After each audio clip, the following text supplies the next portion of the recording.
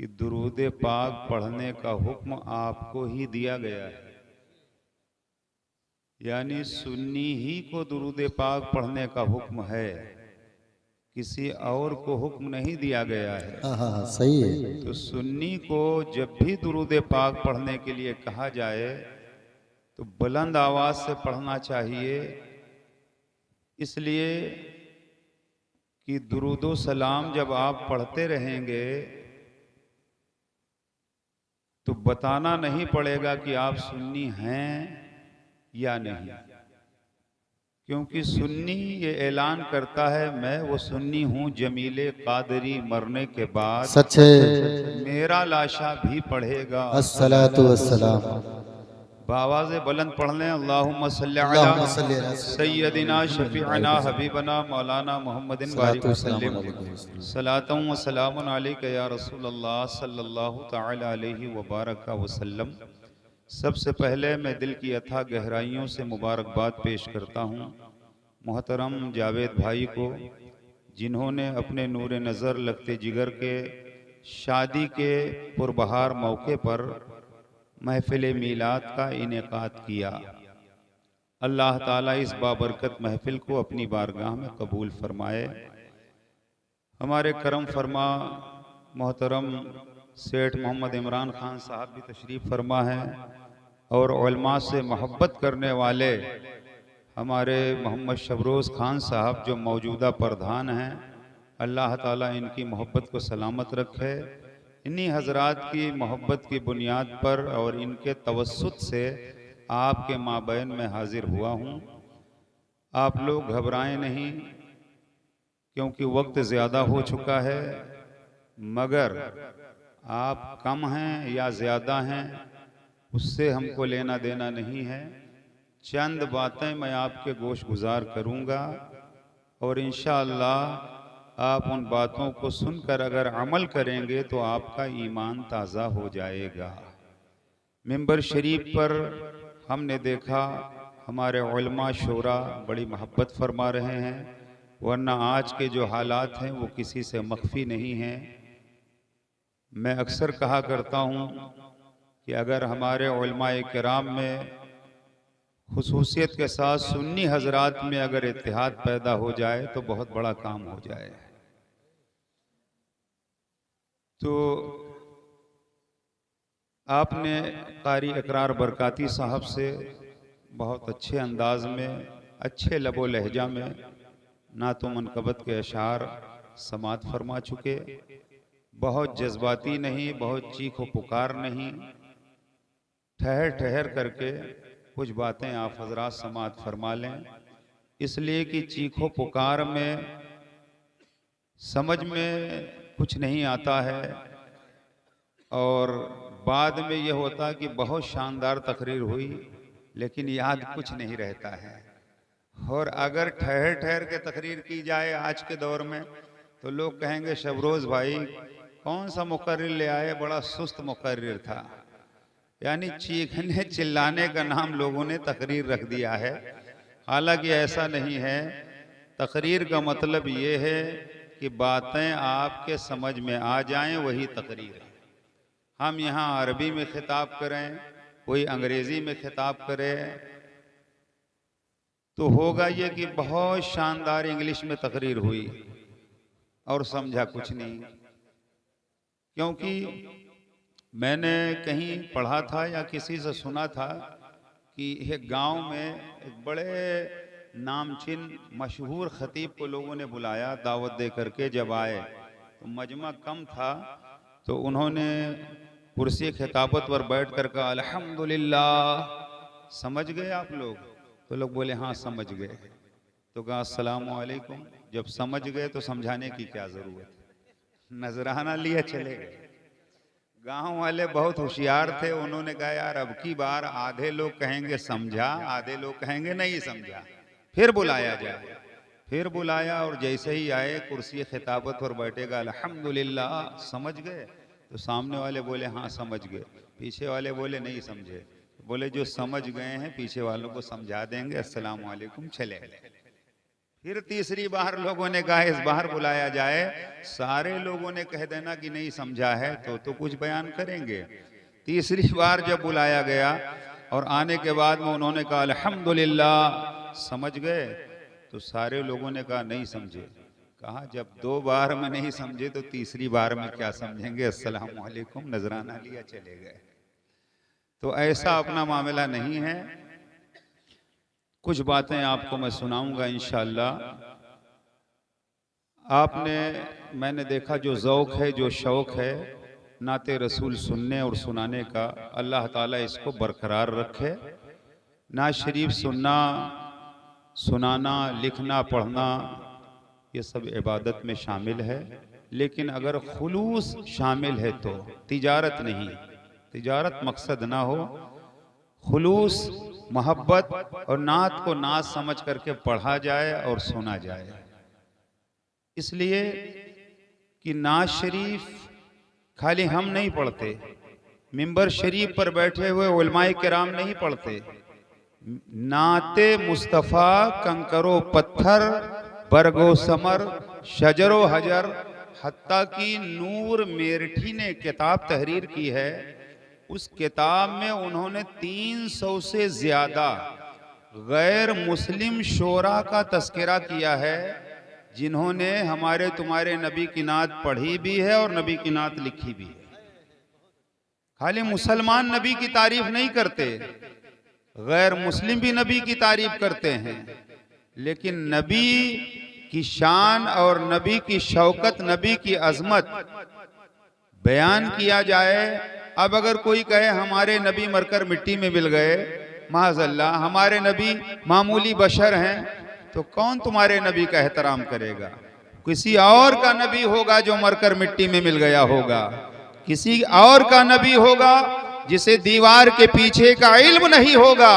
हमारा नबी तो वो है और कोई गैब क्या तुमसे निहा हो भला, जब न खुदा ही छुपा तुम पे करोड़ों दुरूद। वो और किसी का नबी होगा जो मजबूर होगा। हमारे नबी की शान यह है, मैं तो मालिक ही कहूंगा कि हो मालिक के हबीब, यानी महबूब व मुहिब में नहीं मेरा तेरा। 300 से ज्यादा गैर मुस्लिम शोरा का उन्होंने अपनी किताब में जिक्र किया है।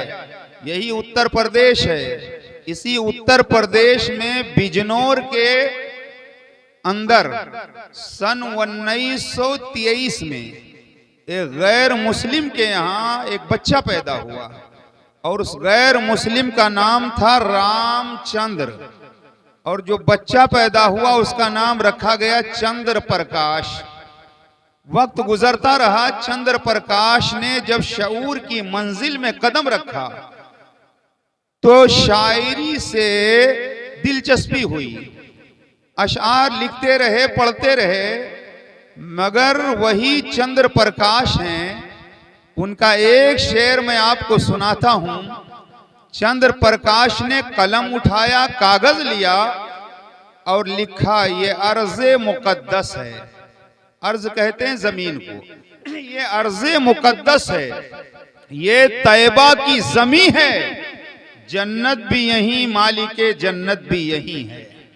ये मुसलमान की बोली नहीं है, ये गैर मुस्लिम की बोली है। चंद्र प्रकाश ने इस शेर में अयोध्या को मुकद्दस नहीं लिखा, चंद्र प्रकाश ने इस शेर में काशी को मुकद्दस नहीं लिखा, चंद्र प्रकाश ने इस शेर में मथुरा को मुकद्दस नहीं कहा, बल्कि चंद्र प्रकाश ने इस शेर में जब कहा तो शहरे मुस्तफ़ा को मुकद्दस कहा, शहरे रसूल को मुकद्दस कहा, मदीनतुल मुनव्वरा को मुकद्दस कहा, शहरे मुस्तफ़ा को मुकद्दस कहा और कहा ये अर्ज़े मुकद्दस है, ये तैबा की ज़मी है, जन्नत भी यहीं, मालिके जन्नत भी यहीं है। उस गैर मुस्लिम चंद्र प्रकाश ने समझा दिया, ए जन्नत तलाश करने वालों, भोपाल की गलियों में जन्नत तलाश मत करो, नदवा और देवबंद के दरवाजे पर जन्नत तलाश मत करो।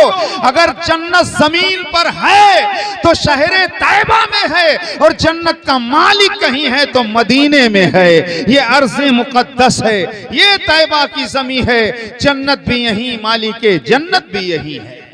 जब बात चली शहर तैयबा की, जब बात चली शहर रसूल की, जब बात चली मदीनतुल मुनव्वरा की, तो उस्ताज़े ज़मन शहंशाह सुखन बिरादर आला हजरत अल्लामा हसन रजा फाजिल बरेलवी ने कलम उठाया और लिख दिया, अजब रंग पर है बहारे मदीना, अजब रंग पर है बहारे मदीना कि सब जन्नतें हैं निसारे मदीना। सुभान अल्लाह। जन्नत एक नहीं है, जन्नत दो नहीं है, जन्नत है 8। वो उस्ताज़े ज़मन कहते हैं अजब रंग पर है बहारे मदीना कि सब जन्नतें हैं निसारे मदीना, सारी जन्नतें मदीना पर कुर्बान हैं। और आगे लिखते हैं, रहे उनके जलवे बसे उनके जलवे, मेरा दिल बने यादगारे मदीना, मलाइक लगाते हैं आंखों में अपनी, शबो रोज खाके मज़ारे मदीना। सुभान अल्लाह। बहुत चली शहर तैयबा की इमाम इश्क व मोहब्बत सैयदी सरकार आला हजरत इमाम अहमद रजा फाजिल बरेलवी ने कलम उठाया और लिख दिया, हरम की जमीन और कदम रख के चलना, हरम की जमीन और कदम रख के चलना। अरे सर का मौका है ओ जाने वाले, अरे सर का मौका है ओ जाने वाले। जब इमाम इश्क व मोहब्बत शहर तैयबा में तशरीफ फरमा हुए, वहां के दरो दीवार को देखा, वहां की मुकद्दस फजाओं को देखा, तो आला हजरत ने कलम उठाया और तहरीर फरमाया, भीनी सुहानी सुबह में ठंडक जिगर की है, खिली दिलों की हवा ये किधर की है, तैयबा में मर के ठंडे चले जाओ आंखें बंद, सीधी सड़क ये शहरे शफाअत नगर की है। मांगेंगे मांगे जाएंगे, मुंह मांगी पाएंगे, सरकार में ना ला है ना हाजत अगर की है, सरकार हम गमारों में तर्जे अदब कहां, हमको तो बस तमीज फकत भीख भर की है। इश्क के बोलों में आए रसा, मुश्ताक तबाह लज्जते सोजे जिगर की है। जब बात चली कि मक्का अफजल है या अफजल है, बाज़ उलमा ने कहा मक्का अफजल है, बाज़ उलमा ने कहा मदीना अफजल है। जिन्होंने कहा मक्का अफजल है उनके पास भी दलाइल के अंबार हैं, जिन्होंने कहा मदीना शरीफ अफजल है उनके पास भी दलाइल के अंबार हैं। मगर इमाम इश्क व मोहब्बत ने जब कलम उठाया तो इरशाद फरमाया, तैयबा न सही अफजल मक्का ही बड़ा जाहिद, हम इश्क के बंदे हैं क्यों बात बढ़ाई है, हम इश्क के बंदे हैं क्यों बात बढ़ाई है। जब बात चली शहर तैयबा की तो यही इलाहाबाद है, इलाहाबाद की सरजमीन से रामेश्वर नाथ इलाहाबाद उठे, उन्होंने कलम उठाया और कागज लिया और लिख दिया, दिल मौह है हमारा मदीने की सैर में, दिल मौह है हमारा मदीने की सैर में। घर बैठे हो रही है घर बैठे हो रही है जियारत रसूल की। और आप बड़ी तेजी से सुने, यही दहली है दिल्ली की सरजमीन पर एक शख्स जिसका नाम था दिल्लू राम, नाम था दिल्लू राम, तखल्लुस था कौसरी। पूरी जिंदगी नात लिखते रहे, पूरी जिंदगी नात पढ़ते रहे, मगर नाते मुस्तफा की बरकत से ईमान की दौलत मिल गई। नाते मुस्तफा की बरकत अगर समझना है, इमाम बोसीरी से पूछो, अल्लामा अब्दुर रहमान जामी से पूछो, आला हजरत फाजिल बरेलवी से पूछो, सरकार मुहद्दिसे आज़म हिंद से पूछो, सरकार मुफ्ती आज़म हिंद से पूछो, शेरे सुन्नत मौलाना हशमत अली खान अलैहि रहमत व रिजवान से पूछो। नाते रसूल की बरकत समझना है, हमारे पीरो मुर्शिद सरकार ताजु शरिया से पूछो। नाते रसूल की बरकत यह है कि नाते रसूल पढ़ते पढ़ते अगर सच्चे दिल से पढ़ रहा है, ईमान पर खातिमा होगा तो नाते रसूल की बरकत से जन्नत में दाखिला होगा। दिल्लू राम कौसरी नात पढ़ते रहे, लिखते रहे, ईमान की दौलत मिल गई मगर शोहरत ना हो सकी। ज्यादा लोगों को पता नहीं था कि आप मुसलमान हो चुके हैं। जिंदगी के लम्हात गुजरते रहे, एक वक्त ऐसा आया मौत और जिंदगी की कशमकश है, चाकनी का वक्त है, जिस्म से रूह परवाज नहीं कर रही है। दिल्लू राम के घर वाले आसपास वाले कमरे में बैठे थे मगर रूह परवाज नहीं कर रही थी। दिल्लू ने कहा तुम सब कमरे से निकल जाओ।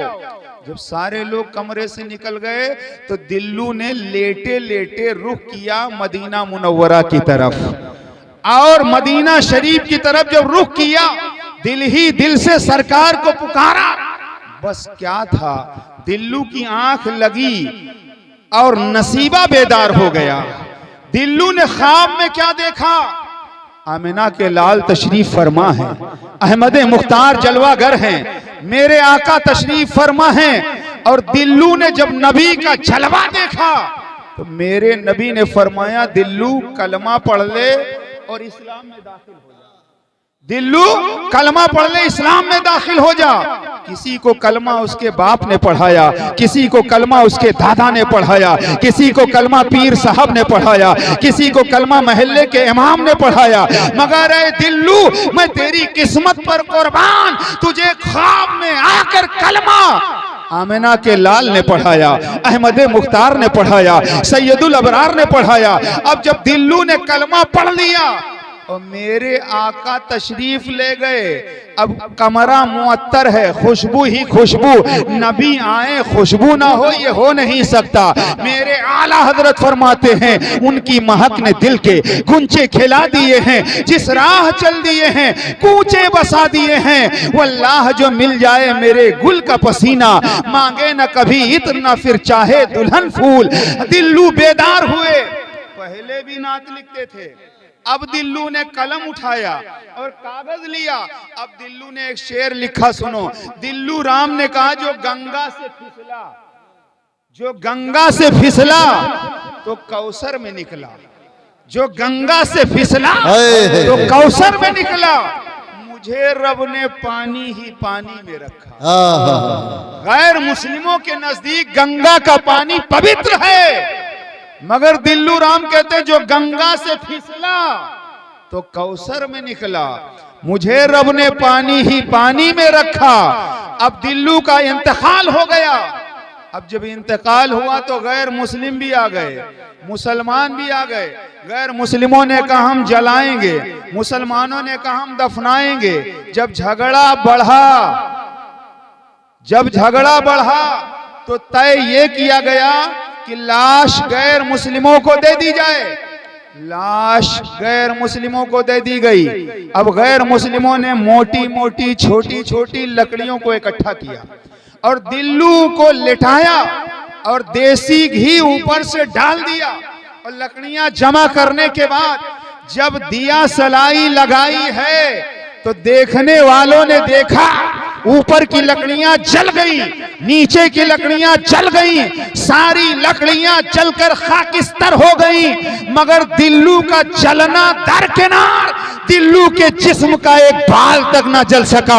मुझे कहने दिया जाए, नबी के गुलाम को, नबी के आशिक को, नबी के वफादार को न दुनिया की आग जला सकती है, न जहन्नम की आग जलाएगी। जभी तो किसी आशिक ने कहा, जन्नत में दोज़ख में मैं तो क्या, मेरा साया न जाएगा, क्योंकि रसूल पाक से देखा न जाएगा। और मेरे इमाम ने कहा, ऐ इश्क तेरे सदके चलने से छूटे सस्ते, जो आग बुझा देगी वो आग लगाई है, जो आग बुझा देगी वो आग लगाई है। हजरात, नबी की नात पढ़ने का सिला ये मिला कि दिल्लू को दुनिया की आग ने नहीं जलाया। हजरात, यही मेरे इमाम ने कहा, ऐ इश्क तेरे सदके चलने से छूटे सस्ते। क्या आपने कभी गौर किया, मेरे आला हजरत ने ये क्यों नहीं कहा, ऐ नमाज तेरे सदके चलने से छूटे सस्ते, ऐ रोजा तेरे सदके चलने से छूटे सस्ते, ऐ हज तेरे सदके चलने से छूटे सस्ते, ऐ दाढ़ी तेरे सदके चलने से छूटे सस्ते। ना, आला हजरत ने जब कहा तो यही कहा, ऐ इश्क तेरे सदके। क्या मतलब? मोहब्बत होगी नमाज काम आएगी, इश्के मुस्तफा होगा तो रोजा काम आएगा, इश्के रसूल होगा तो हज काम आएगा, नबी की मोहब्बत होगी तो आमाल काम आएंगे। अगर नबी की मोहब्बत नहीं होगी तो कुछ नहीं काम आएगा। मैंने कहा, हुजूर कोई दलील? फरमाया, तारीख उठा के देखो, क्या वो सजदे वाला ना था? क्या वो इबादत वाला ना था? क्या वो बंदगी वाला ना था? वो सब था, मगर सब था, इश्के नबी वाला ना था। जन्नत से निकाल दिया गया, बाहर कर दिया गया। और आगे बढ़ें, हजरत इब्राहिम अलैहिस्सलाम को जब नारे नमरूद में डाल दिया गया, आपने सुना होगा, तो जब आपको आग में डाला गया, तो आग में जब डाला गया तो गिरगिट, गिरगिट समझते हो, इधर न मालूम क्या कहते हैं, गिरगिट, गिरगिट चला आग भड़काने के लिए और मेंढक चला आग बुझाने के लिए। हालांकि गिरगिट की फूंक से आग पे कोई खास असर पड़ने वाला नहीं था, मगर गिरगिट ने जाकर फूंक मारी और मेंढक अपने छोटे मुंह से नन्हे नन्हे कतरे से वो आग बुझाने की कोशिश करता रहा। हालांकि उसके आग बुझाने से आग बुझने वाली नहीं थी, मगर मेंढक ने मोहब्बत का इजहार किया, गिरगिट ने दुश्मनी का इजहार किया। तो अब चलो देखा जाए, मोहब्बत नबी से जिसने किया उसे क्या मिला और जिसने नबी से दुश्मनी की उसे क्या मिला। चलो पता लगाया जाए, मेंढक तुझे क्या मिला, ऐ गिरगिट तुझे क्या मिला। तो हमारे तुम्हारे नबी ने फरमाया, गिरगिट जहां मिल जाए उसे मार दो। अगर एक ज़र्ब में, यानी एक चक्कर में अगर गिरगिट को किसी ने मार दिया, 100 नेकियां मिल जाएंगी, 100 नेकियां। एक ज़र्ब में अगर किसी ने मारा 100 नेकियां, 2 ज़र्ब 3 ज़र्ब में तो नेकियां कम होती जाएंगी। एक चक्कर में अगर किसी ने मारा 100 नेकियां। मेंढक तुझे क्या मिला, तो मेरे आका ने मेंढक को मारने से मना फरमा दिया। सहाबा इकराम एक मौके पर सरकार के हमरा थे और रास्ते में पड़ाव डाला गया, करीब में तालाब था। पूरी रात टर टर टर मेंढक करते रहे और सहाबा ने यह फैसला किया, सुबह होगा तो मेंढक को मार देंगे। आका ने फरमाया, खबरदार, मेंढक को मत मारना, ये अपनी ज़बान में अपने रब की तस्बीह बयान करते हैं, अल्लाह की पाकी बयान करते हैं, खबरदार इन्हें मत मारना। मेंढक को मारने से आका ने मना फरमा दिया। यहीं पे ठहरो, एक गिरगिट ने फूंक मारी थी, ए मेरे आका उसी को मारने का हुक्म दे देते, पूरी बिरादरी को मारने का हुक्म क्यों दे दिया। एक गिरगिट ने अदावत की थी, उसी को मार दिया जाता। कहा ना, कयामत तक उसकी पूरी बिरादरी मारी जाएगी। जहां जहां गिरगिट मिले मारो, सवाब मिलेगा, नेकी मिलेगी।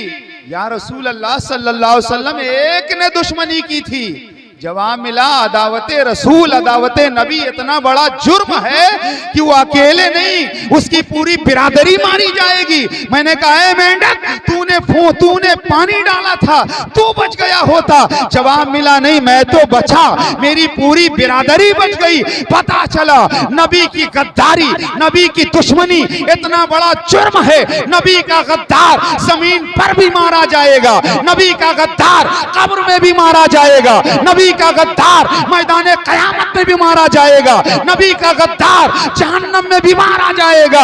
और जो नबी का वफादार है वो दुनिया में भी बचेगा, वो कब्र में भी बचेगा, वो पुलसरात से आसानी से गुजर जाएगा, मैदान महशर में गर्मी से बच जाएगा और नबी के सदके में वो जन्नत में चला जाएगा। इसीलिए मैं कहता हूं, दुनिया में बचना चाहते हो तो नबी से मोहब्बत करो, कब्र की तारीकी से बचना चाहते हो तो नबी से मोहब्बत करो, मैदान महशर की गर्मी से बचना चाहते हो तो नबी से मोहब्बत करो, हौज़े कौसर का जाम अगर पीना चाहते हो नबी से मोहब्बत करो, जन्नत में जाना चाहते हो नबी से मोहब्बत करो। डॉक्टर इकबाल ने यही तो पैगाम दिया, अगर जन्नत में जाने का इरादा हो तमामी का, गले में डाल लो पट्टा मोहम्मद की गुलामी। सुभान अल्लाह, सुभान अल्लाह, नारे तकबीर, नारे रिसालत, जश्न ईद मिलादुन नबी, मसलके आला हजरत। सुभान अल्लाह, सुभान अल्लाह। बहुत है मगर बस मैं मुख्तसर कर रहा हूँ।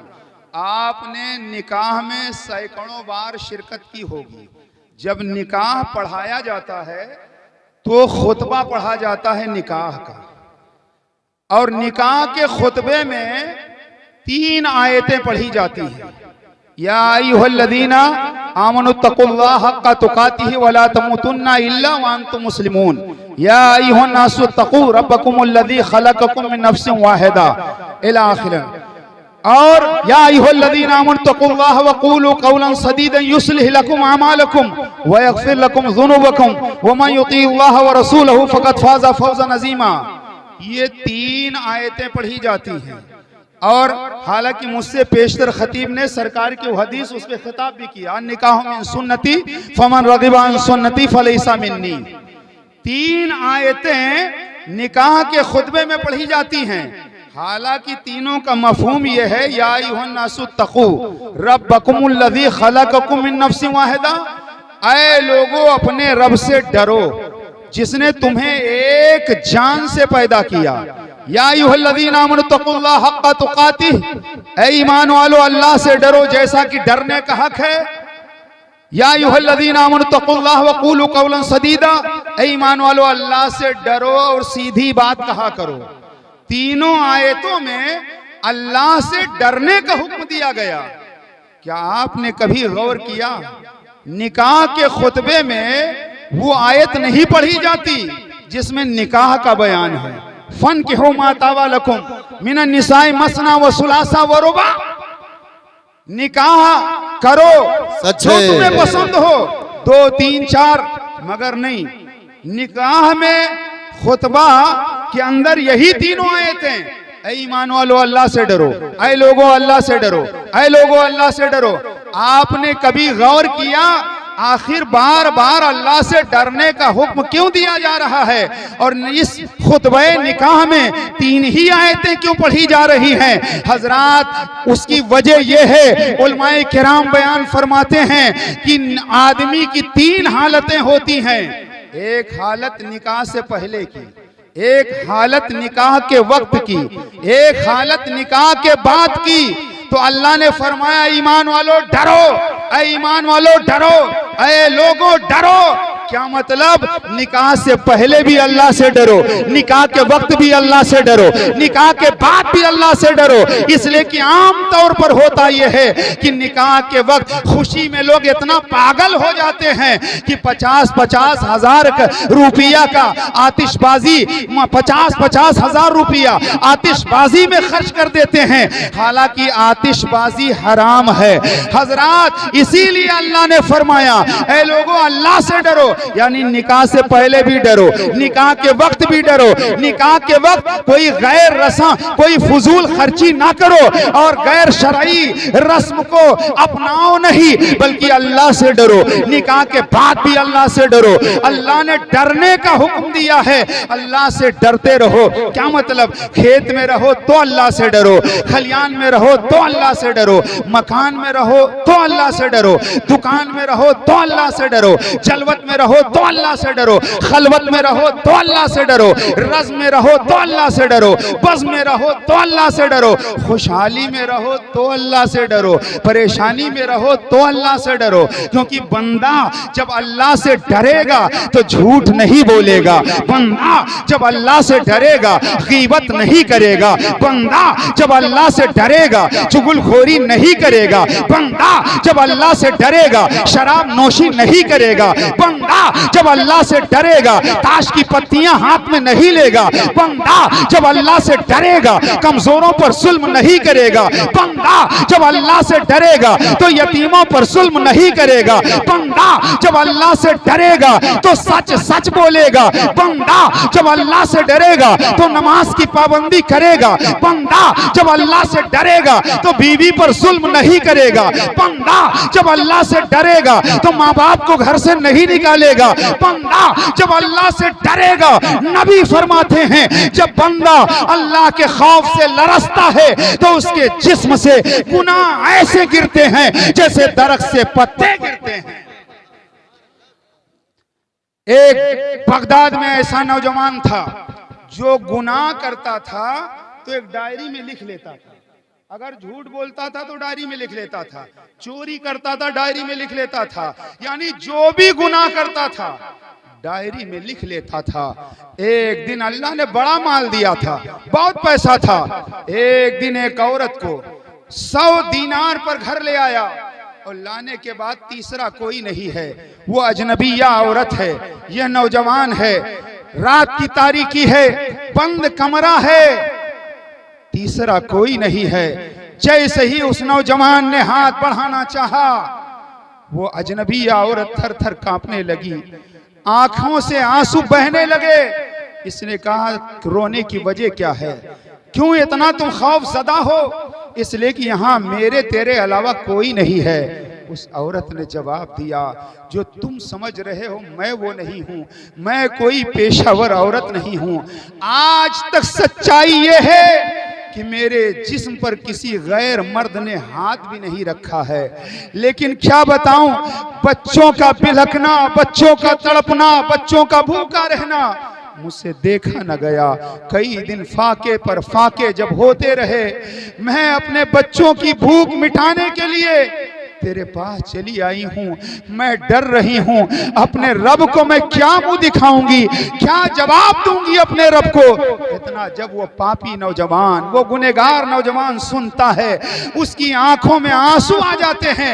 वो कहने लगा, अपने नफ्स को मलामत करने लगा, अपने आप को मुखातब करके कहने लगा, तू कितना बड़ा जालिम है, सैकड़ों औरतों की इज्जत को तूने बर्बाद कर दिया है, न मालूम कितनी औरतों की इज्जत को तूने तार तार कर दिया है। एक तू है, अल्लाह ने सब दिया है, मगर खुदा का खौफ तेरे दिल में नहीं है। और ये एक औरत है, वो एक ये औरत है, परेशानी में भी इसके दिल में अल्लाह का खौफ है। इतना उसने अपने नफ्स को लानत और मलामत करने के बाद औरत को कई 100 दीनार दिया, इज्जत के साथ घर से बाहर तक रुखसत किया। और उसके बाद जब औरत चली गई, उसने कहा, आज के बाद से मैं कोई गुनाह नहीं करूंगा, लाओ डायरी के सारे औराक फाड़ देता हूं और आज के बाद से सच्ची तौबा कर लेता हूं। जब अलमारी के करीब गया, डायरी को उठाया, लेकिन वरक पलट रहा है, कोई तहरीर नजर नहीं आ रही है। दूसरा वरक पलटा, कोई तहरीर नहीं। तीसरा वरक पलटा, कोई तहरीर नहीं। पूरे औराक पलट दिए, मगर कोई तहरीर नहीं। आंखें फटी की फटी हैं। मैं गुनाह लिखता रहा, मैं गुनाह लिखता रहा, लेकिन डायरी वही है। गुनाह कहां चले गए? गैब से आवाज आती है, हे मेरे बंदे, जो सच्ची तौबा मेरी बारगाह में करता है तो हम उसके गुनाह इसी तरह से मिटा दिया करते हैं। अरे जो अल्लाह इतना करीम है कि डायरी के लिखे हुए गुनाह मिटा सकता है, वो रब गफूरुर रहीम है। वो किरामन कातिबीन के लिखे हुए गुनाहों को अगर चाहेगा तो मिटा देगा। इसलिए कि जब बंदा अल्लाह से सच्ची तौबा करता है तो मेरे नबी फरमाते हैं, अत्ताइबु मिनज़ ज़ंबे कमल्ला ज़ंबाला, तौबा करने वाला आदमी गुनाहों से ऐसे पाक हो जाता है जैसे अभी अपने माँ के पेट से पैदा हुआ। पता ये चला, अल्लाह से डरो, अल्लाह का खौफ पैदा करो। और जो बंदा अल्लाह से डरता है तो अल्लाह करीम है, करम फरमाने वाला, अल्लाह रहीम है, रहम फरमाने वाला, अल्लाह गुनाहों को माफ फरमाने वाला है, अल्लाह गुनाहों को बख्श देने वाला है। बड़ी तेजी के साथ 2-3 बातें और उसके बाद बात मुकम्मल कर देता हूं। हमारे तुम्हारे नबी की बारगाह में एक सहाबी हाजिर हुए, कहने लगे, या रसूल अल्लाह सल्लल्लाहु अलैहि वसल्लम, लड़की जवान है, शादी के लायक, मगर घर में कुछ है नहीं, कुछ अता फरमा दें। वो सहाबी जानते थे कि नबी से मांगना शिर्क नहीं है, नबी से मांगना ये बिदात नहीं है। आका से कहने लगे, या रसूल अल्लाह कुछ अता फरमा दें। मेरे आका ने फरमाया, जाओ उस्मान गनी के यहाँ चले जाओ। हजरत उस्मान गनी के यहाँ मेरे आका ने भेजा। रात का वक्त था। वो सहाबी जब गए तो देखा हजरत उस्मान गनी है, अपने गुलाम को डांट रहे हैं, तूने चिराग की बत्ती इतनी मोटी क्यों कर दी है? बत्ती पतली होती, तेल कम जलता, दूसरे दिन काम आता। जब गुलाम का डांटना देखा तो हिम्मत न पड़ी, वापस चले आए। आका ने फरमाया, गए नहीं? या रसूल अल्लाह, गया तो था मगर हिम्मत ना पड़ी। आका फरमाते, फिर जाओ। दूसरी मर्तबा जब गए तो देखा उस्मान गनी हैं, अपने दूसरे गुलाम पर बिगड़ रहे हैं। तूने दाल में नमक की कंकरी इतनी ज्यादा क्यों डाल दी है?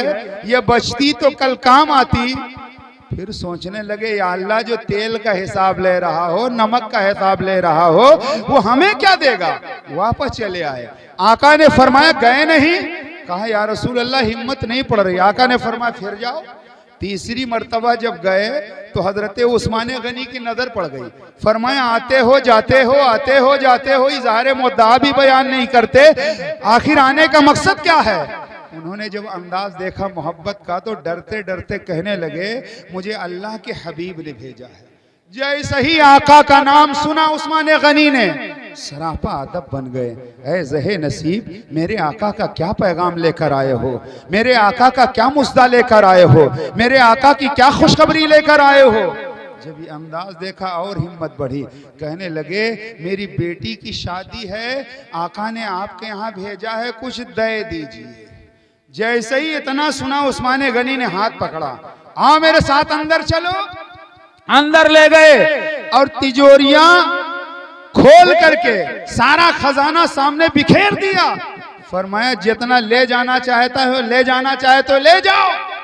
अब वो सहाबी रसूल कभी उस्मान गनी का चेहरा देख रहे हैं, कभी बिखरी हुई अशरफियां देख रहे हैं, कभी खजाना देख रहे हैं। हजरत उस्मान गनी फरमाते हैं मैं समझ रहा हूं चराग की बत्ती मोटी होने पर गुलाम पर बिगड़ना तुम याद कर रहे हो, दाल में नमक की कंकरी ज्यादा हो जाने पर गुलाम का डांटना तुम याद कर रहे हो। अरे सुनो, मैं उतना ही खर्च करता हूं जिससे जरूरत पूरी हो जाए, और उसने ज्यादा कर दिया था इसलिए मैं डांट रहा था। मगर सुनो सुनो, तुम्हें तो उसने भेजा है जो उस्मान के माल का मालिक है, जो उस्मान के जान का मालिक है, जो सारी कायनात का मालिक है। अरे जितना ले जाना चाहते हो उतना लेकर चले जाओ, तुम्हें रोकने वाला कोई नहीं है। गोया उस्मान गनी ने अपने किरदारों कैरेक्टर से ये बता दिया नबी का इश्क मुकद्दम है उम्मती के लिए, नबी का इश्क मुकद्दम है उम्मती के लिए। चराग जैसे जरूरी है रोशनी के लिए, चराग जैसे जरूरी है रोशनी के लिए।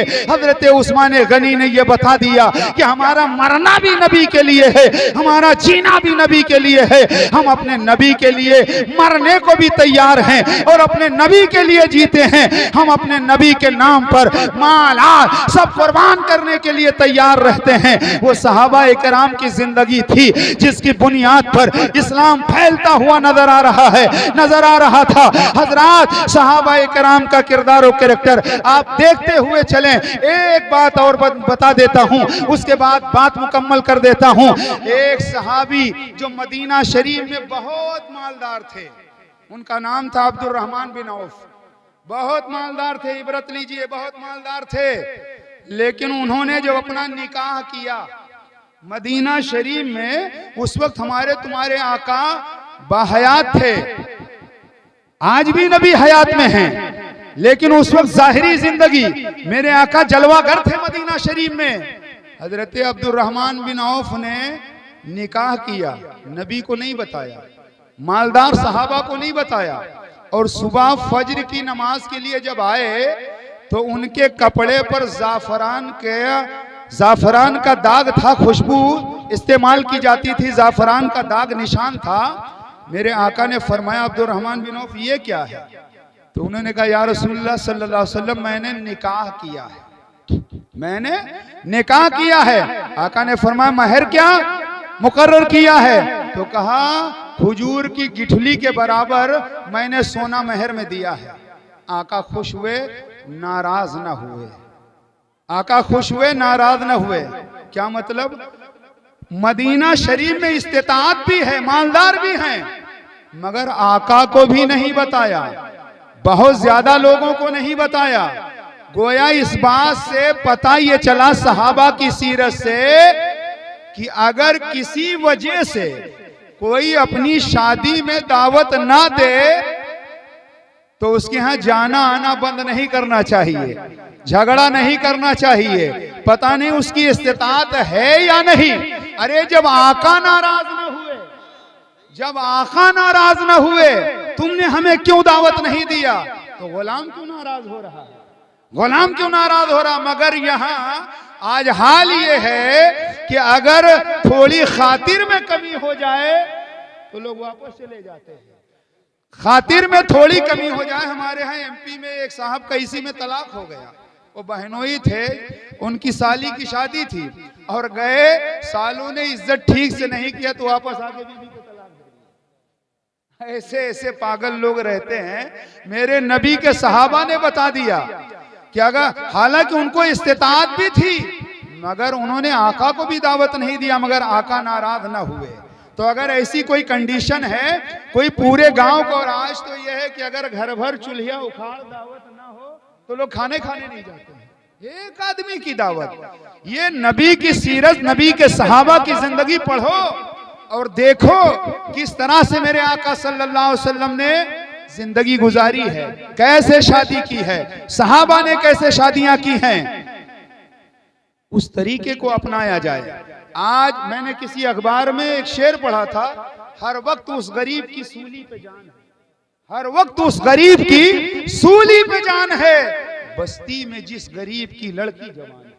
पूछिए जहेज की बीमारी चल चुकी है, उन गरीबों से पूछिए जिनके घर कई बच्चियां जवान हैं मगर हाथ पीले करने के लिए उनके पास इतनी रकम नहीं है कि वो जहेज को सजा दें, जहेज का इंतजाम कर दें। और आज हमारा मालदार तबका वो बुरी रस्मों में लाखों रुपया खर्च कर देता है।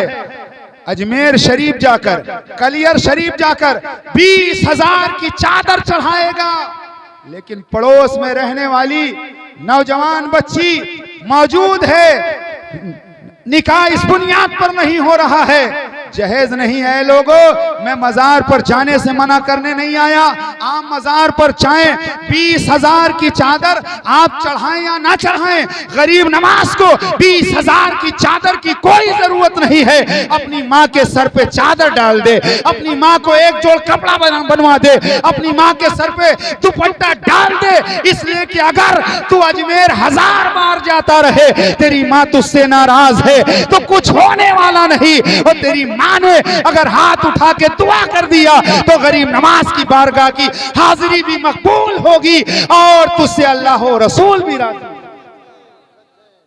अल्लाह और रसूल भी राजी होंगे। इसलिए अजमेर शरीफ जाओ, कलियर शरीफ जाओ, लेकिन माँ बाप का अदब, माँ बाप का एहतराम। मेरे आका फरमाते हैं अल जन्नतु तहता अक़दामिल उम्महात, जन्नत तुम्हारी माँ के कदमों के नीचे है। 5 लाख रुपया हज में लगा कर जाओ, कोई गारंटी नहीं हज कबूल हुआ या नहीं कबूल हुआ, मगर हमारे तुम्हारे नबी ने फरमाया जो मोहब्बत की नजर से अपने माँ बाप को एक नजर देख ले, उसे हज्जे मकबूल का सवाब अता किया जाता है। हज्जे मकबूल, कबूल किया हुआ हज। जन्नत घर में है और आप बाहर तलाश कर रहे हैं। माँ बाप के, बाप जन्नत का दरवाजा है और माँ के कदमों के नीचे जन्नत है। एक आलिम साहब ने बयान किया, और सुबह एक साहब गए और अपनी माँ को पकड़ा और रस्सी में जकड़ा और टांग दिया, इधर से उधर, उधर से इधर, इधर से उधर, उधर से उधर। आलिम साहब गुजरे, क्या हाल है? कहा चुप रहना, मैं जन्नत में टहल रहा हूँ। देखा तो माँ बंदी, अरे कहा मरदूद, मैंने ये थोड़ी बताया है कि माँ को टांग के नीचे टहलो, बांध करके लटका दो और नीचे घूमते रहो। अरे माँ की खिदमत करो, माँ की इज्जत करो, बाप का एहतराम करो, वो हाथ उठा के दुआ कर देंगे, जन्नत तुम्हें मिल जाएगी। इसलिए इस्लाम ने उसूल बताए हैं। हम शादी में जब जाते हैं क्या देखते हैं? मकान अच्छा है कि नहीं, दस्तरखान पे खाना अच्छा है कि नहीं। हमें जाकर के ये देखना चाहिए जिस घर में हम रिश्ता कर रहे हैं वो गौसो ख्वाजा का मानने वाला है कि नहीं, वो आला हजरत फाजिले बरेलवी का मानने वाला है कि नहीं। इसलिए कि बदअकीदा अपनी बच्चियों को आपके यहाँ भेज देते हैं, उसके बाद आहिस्ता आहिस्ता फातिहा बंद, तीजा बंद, 40वां बंद, 11वीं शरीफ बंद, 12वीं शरीफ बंद, पूरा खानदान का खानदान बिगड़ जाता है। इसलिए माल बाद में देखना, दौलत बाद में देखना, पहले ये देखना जहां हम रिश्ता करने जा रहे हैं ये बुजुर्गों का मानने वाला है कि नहीं। इन चीजों को देखना जरूरी है। इसलिए कि अगर औरत बिगड़ गई, आने वाली नस्लें बिगड़ जाएंगी, खानदान बिगड़ जाएगा। हजरत अनस, हजरत अबू तलहा रदी अल्लाह ताला अन्हु सहाबी रसूल हैं। हजरत अबू तलहा रदी अल्लाह ताला अन्हु सहाबी रसूल हैं। सरकार की बारगाह में मेहमान आया, आका ने फरमाया जाओ तलाश करो। हजरत अबू तलहा को मेहमान हवाले कर दिया। अबू तलहा घर गए तो खाने के लिए इतना था कि खाली घर वाले खा लेते या बच्चे खा लेते। बीबी से पूछा तो बीबी ने कहा खाना थोड़ा है लेकिन मेहमान आया है, तो मेहमान आज तो हमारे यहाँ अगर मेहमान आ जाता है तो हम परेशान हो जाते हैं, हालांकि मेहमान अपना रिस्क लेके आता है, बरकतें लेके आता है। मेहमान से परेशान, और मेहमान भी हफ्ता 10 दिन अगर 15 दिन पड़ा रहेगा तो जाहिर सी बात है। तो बस ये आखिरी बात है। तो अबू तलहा अंसारी ने अपनी बीवी से कहा क्या किया जाए। बीवी उम्मे सुलेम ने कहा खाना थोड़ा है, मेहमान कहेगा साथ में बैठ के खाया जाए, तो क्या होना चाहिए। अबू तलहा ने कहा चिराग की बत्ती दुरुस्त करने के लिए चिराग बुझा देना और मेहमान के सामने खाना रख देना, और मेहमान को हम इस तरह से पूरा खाना खिला देंगे वरना मेहमान पेट भर के खाना नहीं खाएगा। अल्लाह अकबर। अंधेरे में यही तरीका अपनाया, मेहमान को पेट भर के खाना खिला दिया। सवेरे बारगाह मुस्तफा में हाजिर हुए, आका ने फरमाया है अबू तलहा जो तुमने काम किया है अल्लाह और रसूल उससे राजी है। तो हमारे घर में इस्लामी माहौल होना चाहिए, इस्लामी तरीका होना चाहिए, शरीयत के मुताबिक शादी होना चाहिए। और यह महफिल मीलाद का मतलब यही है कि जो कुछ सुना जाए उस पर अमल किया जाए, क्योंकि आज जलसे अपने, और मैं तो जानता हूं कि आपके बलरामपुर, उतरौला, गोंडा में जितने जलसे होते हैं शायद पूरे उत्तर प्रदेश, पूरे हिंदुस्तान में ना होते हो। गलत बोल रहा हूं? एक से एक जलसे, लाखों रुपया, अल्हम्दुलिल्लाह बड़े बड़े जलसे होते हैं, मगर जलसे में बड़े बड़े खतीब 5-5, 10-10 लाख रुपया जलसों में खर्च होता है। मगर आप मुझे बताओ जितने जलसे होते हैं क्या उतना लोगों में सुधार होता है? नहीं होता है, उतना सुधार नहीं होता है। क्यों? कुरान वही है, हदीसें वही हैं, सुधार क्यों नहीं? कुरान वही, हदीस वही, सुधार क्यों नहीं? जो जितना बड़ा मुत्तकी होगा, जितना बड़ा परहेजगार होगा, उतना ही उसकी जबान में असर होगा। बाबा फरीद के यहाँ एक आदमी आया, कहने लगा हजरत मेरी बेटी की शादी है तो कुछ दे दीजिए। बाबा फरीदुद्दीन गंजे शकर ने मिट्टी का ढेला था, उठाया, 3 मरतबा कुल हु अल्लाह शरीफ पढ़ाओ, दे दिया। और जब दिया तो वो ढेला मिट्टी का जो था सोना बन गया। बास किताबों में अंडा लिखा हुआ है, वो सोना बन गया मिट्टी का ढेला। अब शौहर ने सोचा यार जब फार्मूला भी मिल गया है तो थोड़ा क्यों लेकर चले, उसे साइड में डाल दिया, एक बड़ा से मिट्टी का ढेला उठाया, सर पे रखा, घर गया, दरवाजे पर, बेगम दरवाजा खोलो। क्या हुआ? कहा वह जल्दी दरवाजा खोलो। बेगम ने कहा लोग कहते थे वलियों की बारगाह में जाओ सुधार आ जाता है, मेरा शौहर कुछ नहीं करता था, देखो वली की बारगाह से आ रहा है, अब चूल्हा उल्हा लिपने के लिए मिट्टी भी लेकर आ गया है। लेकिन वहां तो मकसद कुछ और था। कहा दरवाजा खोला जाए, दरवाजा खोला, कहा पानी लाओ, कहा लगता है मेरा शौहर नमाज भी पढ़ेगा। वुजू किया मगर नमाज नहीं पढ़ रहा है, कहा मुसल्ला बिछाओ, मुसल्ला बिछाया, मिट्टी का ढेला रखा। कहा क्या कर रहे हो? कहा सोना बना रहा हूं। कहा पागल हो गए हो, ये मिट्टी का ही सोना बनेगी। कहा चुप रहो, हम रातों रात मालदार हो जाएंगे। रातों रात मालदार होने के बारे में जो सोचते हैं, सवेरा होता या तो जेल में रहते हैं या चौराहे पर पिटाई होती रहती है। रातों रात मालदार होने की जरूरत नहीं। अल्लाह जब चाहेगा मालदार बना देगा, अल्लाह जब चाहेगा भिखारी बना देगा। अगर वो अल्लाह अता करना चाहे तो कतरे को समंदर बना दे, वरना समंदर को कतरे में तब्दील कर दे। मिट्टी का ढेला पूरी रात पढ़ते रहे, सवेरा हुआ, मिट्टी की मिट्टी फिर सर पे रखा, वापस गए। बाबा फरीद से कहने लगे हुजूर आपने पढ़ा सोना बन गया और मैं पढ़ता रहा पूरी रात कुछ ना हुआ। तो सुनो, बाबा फरीद ने फरमाया सन तेरी जबान और है, फरीद की जबान और है। पता चला जबाने फरीद अगर हो तो मिट्टी का ढेला सोना बन जाए, जबाने गौस हो ठोकर लगे मुर्दा जिंदा हो जाए। लेकिन आज हमारी और आपकी जबान में तासीर कहां रहा? झूठ, फरेब, दजल, सारी चीजों में हम शामिल हैं। अल्लाह ताला मीलाद पाक की बरकत से हमें सीधे रास्ते पर चलने की तौफीक अता फरमाए, नेक रास्ते पर चलने की तौफीक अता फरमाए। और हमारे जावेद भाई को और तमाम सुनने वालों को अल्लाह खूब खूब माल अता फरमाए और दिल भी अता फरमाए। इसलिए कि मालदार बहुत लोग हैं मगर दिलदार कुछ लोग हैं। माल होना और है, दिलदार होना और है। अल्लाह माल अता फरमाए तो दिल भी अता फरमाए, और अल्लाह के रजा के लिए, अल्लाह के रास्ते में अगर हम माल खर्च करेंगे तो यही माल हमारी निजात का जरिया बन जाएगा, बख्शिश का सबब बन जाएगा। बस अल्लाह कबूल फरमा ले और अल्लाह रियाकारी से बचा ले। और अल्लाह नबी की सीरत पर चलने की तौफीक अता फरमाए। हजरत आदम अलैहिस्सलाम का पहला निकाह पूरी दुनिया में सबसे पहला निकाह हजरत आदम और हव्वा रदी अल्लाह ताला अन्हा का हुआ।